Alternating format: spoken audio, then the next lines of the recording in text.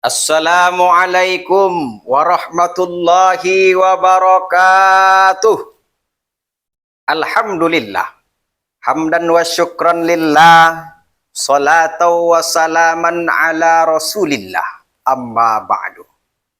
Dewan Hakim yang saya muliakan, hadirin sekalian yang saya banggakan, Indonesia dinobatkan sebagai negara dengan penduduknya muslim terbanyak di dunia, negara yang kaya sumber daya alamnya, baik daratan maupun lautannya, tanah yang subur dan makmur, bahkan tongkat kayu pun bisa jadi tanaman. Tapi sangat disayangkan hadirin, masih banyak di antara penduduknya yang mati dengan keadaan kelaparan. Masih banyak anak-anak yang belum sepenuhnya mendapatkan hak pendidikan. Para orang tua yang cemas memikirkan biaya kehidupan sandang dan pangan. Bahkan tidak sedikit di antara generasi mudanya yang ditekan oleh kerasnya kehidupan, memutuskan untuk bunuh diri dikarenakan sulitnya perekonomian. Miris hati ini mendengarnya hadirin. Apakah negeri kita ini serba kekurangan?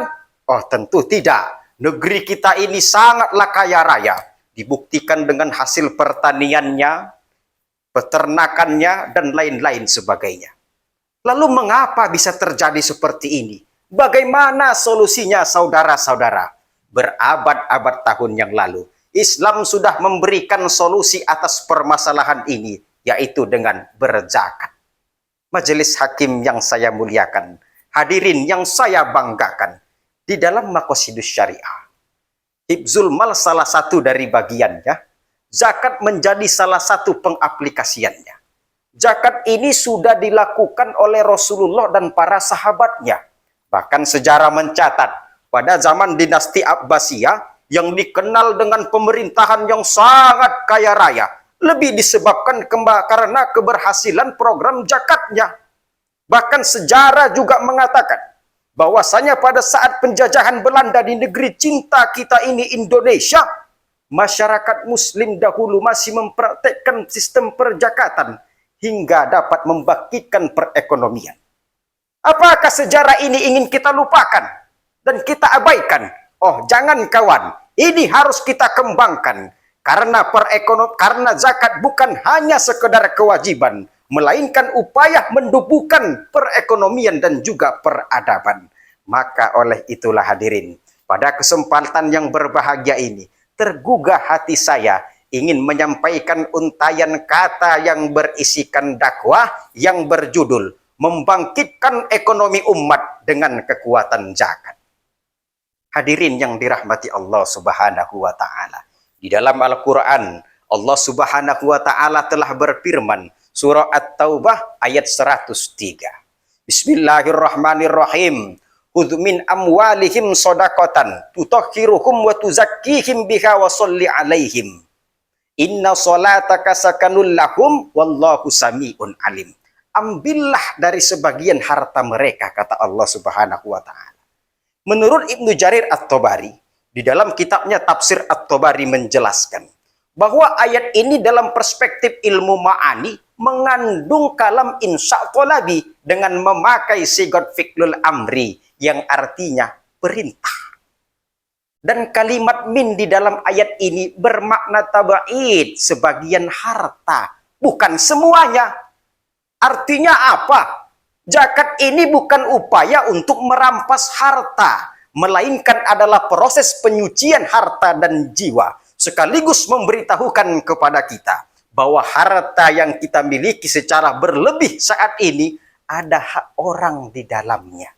Hadirin yang berbahagia, Syekh Zainuddin Al-Manibari di dalam kitabnya Fathul Mu'in Bisyarhi Qurratil Aini menjelaskan bahwasanya zakat didefinisikan secara bahasa at-tathhiru wan nama'u, membersihkan dan berkembang.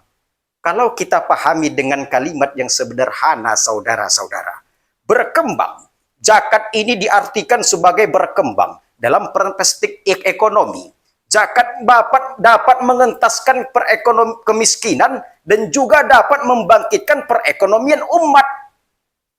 Di dalam Islam, zakat dibagi menjadi dua, Yang pertama, zakat fitrah yang sekali setahun dikeluarkan di pada saat bulan suci yang mulia Ramadan lah namanya.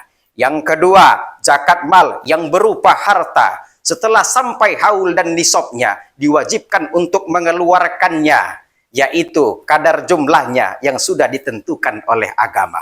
Bayangkan saja hadirin, jika seorang muzaki memberikan zakatnya secara individual kepada asnaf yang berhak menerimanya. Kita sebutkan saja contohnya, fakir miskin, yang notabene kehidupan mereka sehari-hari makan aja susah. Bukankah ini sangat bermanfaat untuk mereka?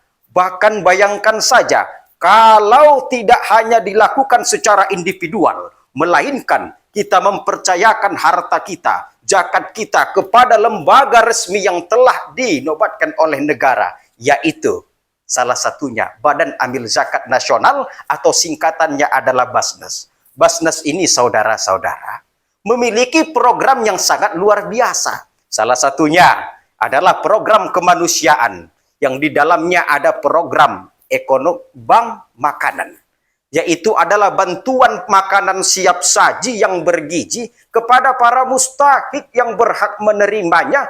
Dan program ini juga bekerja sama dengan rumah makan, restoran, catering, dan lain-lain sebagainya. Ada juga bantuan penyandang disabilitas, sasarannya adalah orang tua renta dan juga lansia. Ada juga bantuan pendidikan. Contohnya, beasiswa cendekia Basnas membantu para mahasiswa yang kurang mampu agar tetap lanjut pendidikan kuliahnya sehingga dapat meraih gelar sarjananya. Ada juga sekolah cendekia Basnas, sekolah yang sangat berkualitas, tetapi tidak dipungut biaya dengan sistem berasrama kepada kaum duafa. Ada juga bantuan untuk rumah layak huni, dan yang paling luar biasanya hadirin, ada bantuan modal usaha tanpa dipungut bunga. Ini kan sangat luar biasa saudara-saudara jika tersenggarakan. Tetapi hadirin, sangat dikhawatirkan program yang sangat indah ini tidak berkepanjangan berlanjutan. Dikarenakan apa? Kurangnya kesadaran di dalam diri kita bersama. Maka oleh sebab itu, Al-Fakir dalam kesempatan yang berbahagia ini ingin mengajak kepada kita semua, terkhusus kepada saudara-saudara muslim yang kaya, janganlah ada di dalam isi kepala kita bahwa harta yang kita miliki sekarang ini merupakan harta yang kita cari sendiri dan tidak ada hak orang di dalamnya sedikit pun.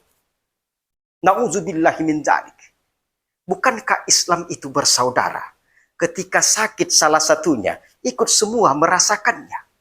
Kalau saja hadirin, kehidupan ini sudah sekarat, melarat, maka tubuh ini juga tidak akan sehat. Kalau tubuh sudah tidak sehat, maka dia akan ikut akal tidak sehat. Kalau akal tidak sehat, banyaklah pekerjaan-pekerjaan maksiat. Kalau sudah banyak maksiat, dikhawatirkan Allah nanti murka dan memberikan laknat.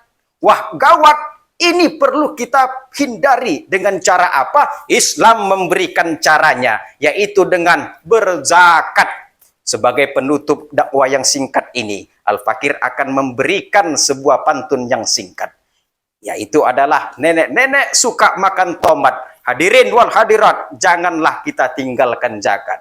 Wallahul muwafiq ila aqwamit thoriq. Wassalamualaikum warahmatullahi wabarakatuh.